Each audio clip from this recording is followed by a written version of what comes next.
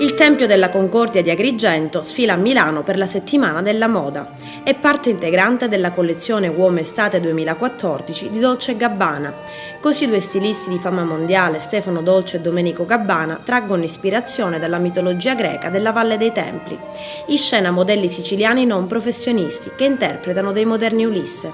Ci piaceva l'idea di ricordare l'Odissea, spiegano Dolce & Gabbana. L'uomo maestoso, forte ma curioso, che non si arrende, che resiste alle sirene, alle tentazioni, che ha il senso della famiglia, che torna a Itaca, dove Penelope lo aspetta.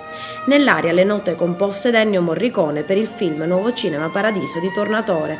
In passerella tutto il fascino degli dei, il gusto delle colonne doriche, simbolo di forza, bellezza, grandezza.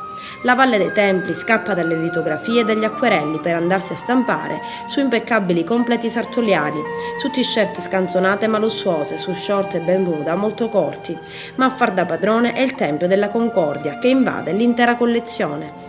Le stampe sono dai colori invecchiati, una bellissima serie di bianchi, beige e sabbia, i colori dei templi, ma alla fine anche dei neri. Le scarpe, sandali di pelle che ricordano i calzari degli dei.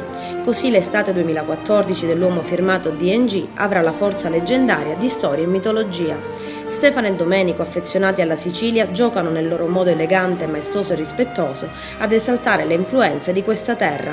In passato le coppole, adesso i templi. La Sicilia greca e la Valle dei Templi si apprestano ad entrare nel mercato e a fare il giro del mondo. Chissà che questa collezione non incrementi anche il flusso turistico in città.